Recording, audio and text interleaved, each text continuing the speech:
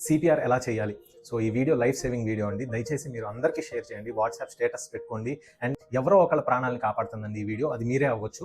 First ఏంటంటే అండి, CPR చేసేటప్పుడు సపోజ్ ఎవరైనా అన్కాన్షియస్గా పక్కన రోడ్డు పక్కన పడి ఉన్నారండి. ఫస్ట్ మీరు చేయాల్సింది ఏంటంటే సీన్ సేఫ్టీ అంటే సపోజ్ ఆయన కరెంట్ షాక్ తగిలి పడిపోయాడండి. సో కరెంట్ షాక్ తగిలి పడిపోయినండి నువ్వు వెళ్ళి పట్టుకున్నావు అనుకోండి, మీకు షాక్ కొట్టి మీరు చనిపోయే ప్రమాదం ఉంటుంది. మనం సేఫ్గా ఉంటేనే ఆయన్ని సేవ్ చేయగలుగుతాం. సెకండ్ పాయింట్ ఏంటంటే, మన ఆయన దగ్గరికి వెళ్ళాక ఇమీడియట్గా పేషెంట్ని తట్టాలి. బాబు లెగు అని చెప్పేసి ఇలా తడుతూనే ఆ పేషెంట్ ఊపిరి పీల్చుకుంటున్నాడా లేదా అంటే బ్రీతింగ్ ఉందా లేదో మనం అబ్జర్వ్ చేయాలి.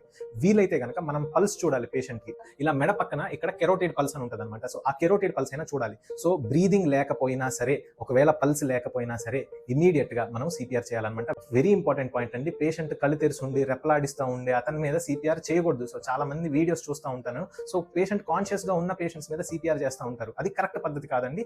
తెలియకపోవడం వల్ల అలా చేస్తూ ఉంటారు. అది చాలా ప్రమాదం అనమాట.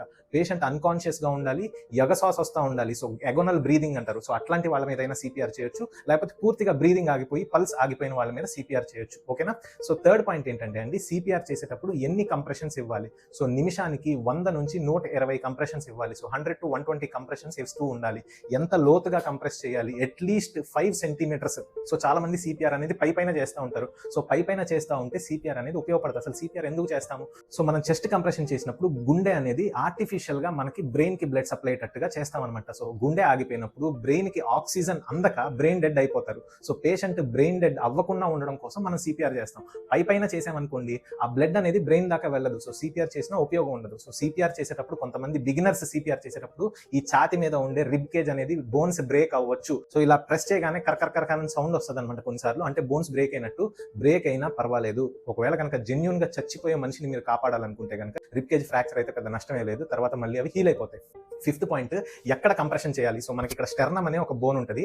ఆ స్టెర్నమ్ లో లోవర్ పార్ట్ లో మనం ఒక చేతి హీల్ అనమాట, అంటే దీన్ని మణికట్టు అంటారు. సో ఆ హీల్ ని ఒక చేతి పెట్టి ఇంకో చేతితో ఆ హీల్ కి సపోర్ట్ ఇచ్చి సో ఇలా సిపిఆర్ అనేది చెస్ట్ కంప్రెషన్స్ ఇవ్వాలి. అండ్ వెరీ ఇంపార్టెంట్ పాయింట్ అండి, చెస్ట్ కంప్రెషన్ చేసేటప్పుడు మన ఎల్బో బెండ్ అవ్వకూడదు. అంటే మన మోచెయ్యి స్ట్రైట్ గా ఉండాలి, మన షోల్డర్ కూడా స్ట్రైట్ గా ఉండాలి. సో ఇలా సిపిఆర్ చేస్తూ ఉండాలన్నమాట. అంటే మనం సిపిఆర్ చేసేటప్పుడు మూవ్మెంట్ అనేది మన నడుము దగ్గర ఉండాలి. సో చాలా మంది ఎల్బోతో ఇలా సిపిఆర్ చేస్తూ ఉంటారు. అది కరెక్ట్ కాదు. సో మన షోల్డర్ కూడా స్ట్రైట్ గా ఉండాలి, ఎల్బో షోల్డర్ స్ట్రైట్ గా ఉండాలి. మూవ్మెంట్ అనేది మనం నడుము దగ్గర ఉండాలన్నమాట. సో ఈ వీడియోలో చేస్తున్న ఆయన కరెక్ట్ గా చేస్తున్నాడు అనమాట.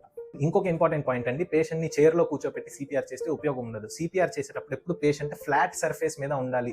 నడుముకి flat surface, hard surface support గా ఉండాలంటే ఐడియల్ గా కింద పడుకోబెట్టాలి. అంటే ప్రతి పాయింట్ నేను చెప్పిన పాయింట్ ఇంపార్టెంట్ పాయింట్ అండి. మీకు డౌట్స్ ఉంటే కనుక దయచేసి కామెంట్ లో అడగండి. I will answer each and every question. దయచేసి ఈ వీడియోని అందరికీ షేర్ చేయండి. అండ్ మీకు ఇట్లాంటి యూస్ఫుల్ ఇన్ఫర్మేషన్ కోసం please subscribe to my channel. Thanks for watching.